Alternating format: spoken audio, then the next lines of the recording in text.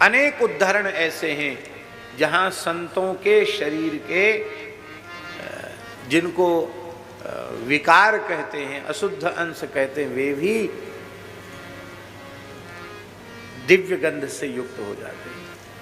जैसे भागवत के पंचम स्कंध में ऋषभदेव भगवान के संबंध में लिखा है, समन्ता 10 योजनम सुरभिन चकार। श्री ऋषभदेव भगवान मलमूत्र त्याग कर देते थे और उनके मलमूत्र की सुगंध 10 योजन, 10 योजन माने 40 कोस, 120 किलोमीटर तक उनके मल की मूत्र की दिव्य सुगंध व्याप्त होती थी। विचित्र बात। आप लोग कहेंगे कि ये तो पुराणों में लिखी है, उनके लिए संभव है, आज कैसे संभव है? आज भी ऐसे संत हैं।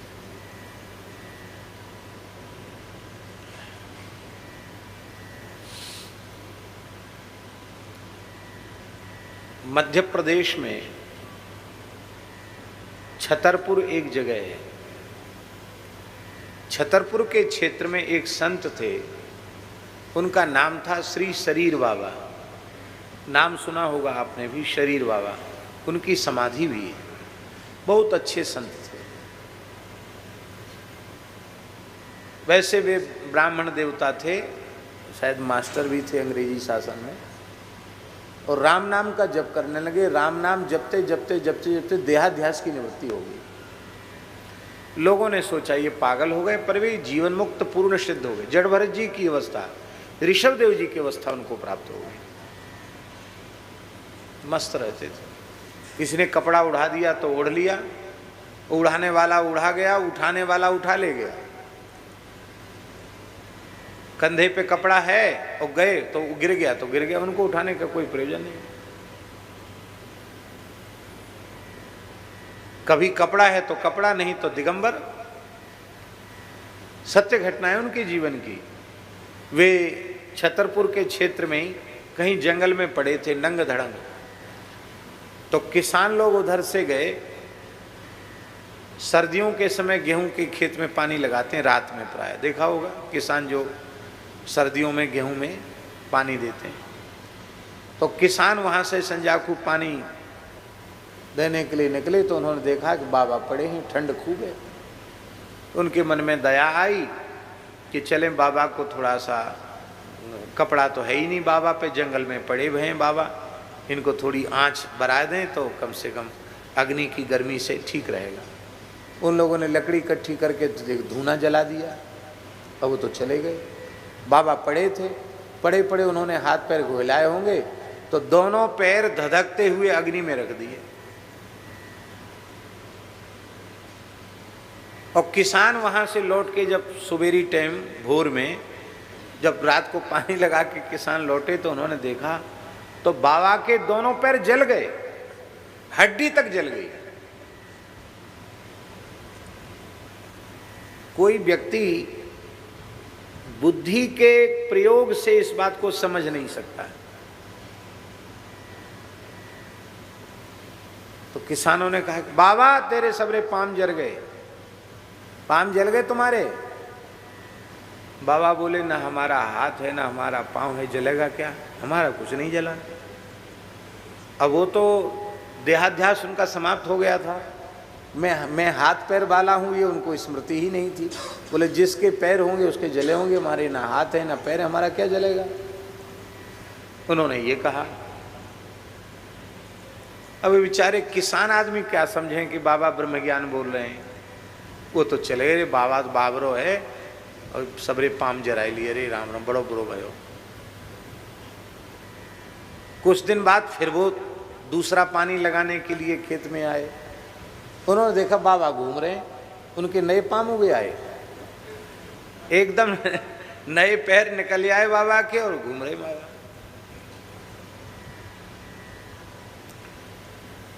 कभी वहां जंगल में घूमते, कभी किसी तीर्थ में प्रकट हो जाते। चित्रकूट के श्री प्रेम पुजारी जी महाराज थे, कामतानाथ जी के मुखारविंद पे जिन्होंने स्थान बनाया। बहुत अच्छे सिद्ध महात्मा थे श्री प्रेम पुजारी जी नाम था, श्री राम मोहल्ला वाले कामताना जी। तो उनके पास वहाँ चित्रकूट में भी कई बार बाबा आ जाते थे, शरीर बाबा। वो संकल्प सिद्ध थे, अपने संकल्प से ही पहुंच जाते थे। तो बाबा उनकी बड़ी सेवा करते थे, श्री प्रेम पुजारी जी उनकी बहुत सेवा करते थे। और वो तो अवधूत थे, परमहंस थे। उनके कुछ अवशेष भी, उनकी जो वस्तु कुछ है वो आज भी वहाँ रखी हुई है। तो कहते हैं वहाँ चित्रकूट में, तो श्री प्रेम पुजारी जी ने ऐसे एक बार प्रसन्न हो गए बाबा, शरीर बाबा। बोले क्या चाहता है तू, क्या चाहता है तू? तो उन्होंने हाथ जोड़कर कहा, आप तो भगवत प्राप्त पुरुष हैं, श्री सीताराम जी का प्रत्यक्ष दर्शन चाहता हूं। क्या कहा? श्री सीताराम जी का, चित्रकूट बिहारिणी बिहारी जी का प्रत्यक्ष दर्शन चाहता हूं, तो आजा मेरे पीछे। और कहकर वो कामताना जी पर चढ़ गए। ये सत्य घटना है महाराज।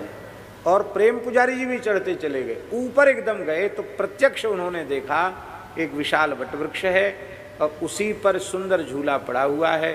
साक्षात श्री सीताराम जी झूला झूल रहे हैं। बरसात के काल की बात है।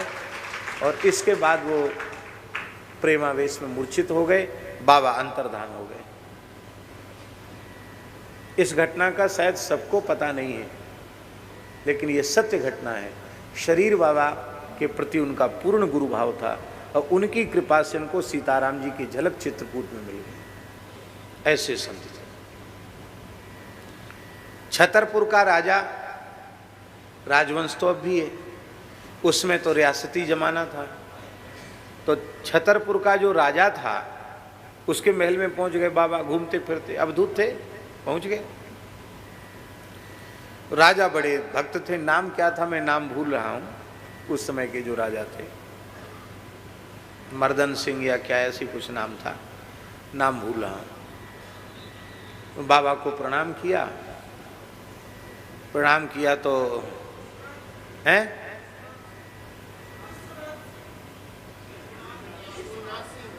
विश्वनाथ जी, राजा विश्वनाथ सिंह, देखो कोई सज्जन है वो बता दिया उन्होंने। हाँ,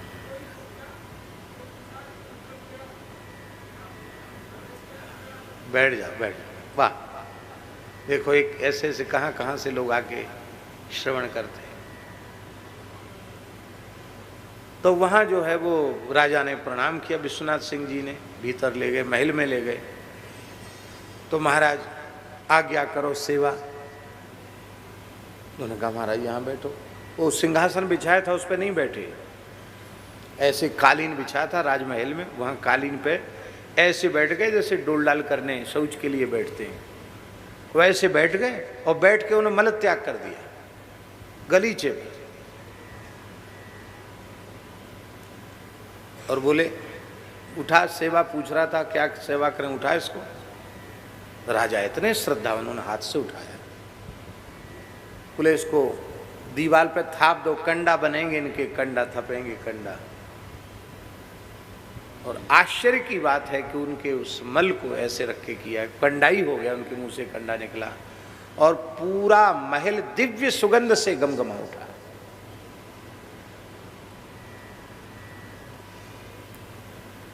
कहने का आशय यह है कि इसमें कोई आश्चर्य नहीं है। शास्त्रों में जहाँ कहीं जो कुछ लिखा है वह सर्वथा सत्य है।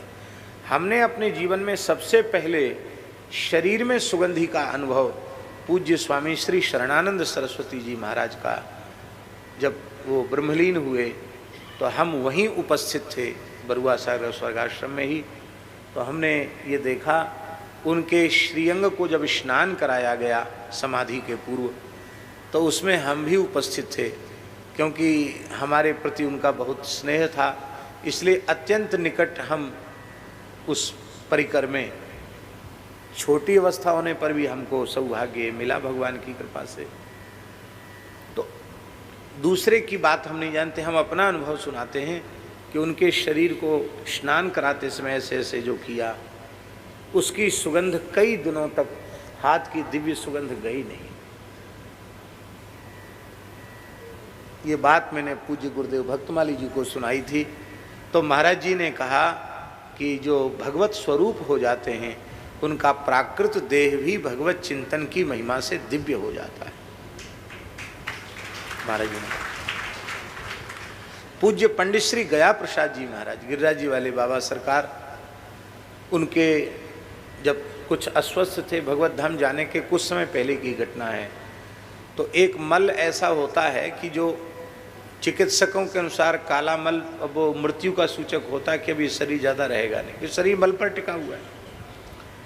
तो वो मल निकला पंडित जी के शरीर से, और उस घटना के साक्षी डॉक्टर पारीक जी, होम्योपैथ के बड़े डॉक्टर, डॉक्टर पारीक जी आगरा वाले, उन्होंने वो बताते कि ऐसा अनुभव जीवन में हुआ ही नहीं। वो मल इतना दुर्गंधित होता है कि वहाँ कोई ठहर नहीं सकता। पर पंडित जी का जब वो मल हुआ तो पूरा कुंज गमगमा उठा सुगंध से। ये भगवत धाम जाने के कुछ दिन पूर्व की घटना। तीसरी घटना पूज्य गुरुदेव श्री भक्तमाली जी की यहाँ लक्ष्मी लाइफ हॉस्पिटल में महाराज जी वे स्वस्थ थे, कई दिन से पेट साफ नहीं हुआ था, कुछ डॉक्टरों ने दवाई दी, पेट साफ हुआ। वहाँ भी ऐसी ही घटना घटी जिसके साक्षी ये दास और वहाँ के चिकित्सक। स्वामी श्रीराम शर्मा जी भी इस दिन वहाँ पहुँच गए थे। डॉक्टर ने कहा कि आश्चर्य महाराज, ये क्या, ऐसा तो कभी देखा सुना नहीं। ये केवल कोरी भावुकता की बातें नहीं हैं, भगवत चिंतन की महिमा से मलमूत्र भी दिव्य हो जाता। आप सोचो, भगवान के नामस्मरण की, भगवान के चिंतन की कैसी महिमा है।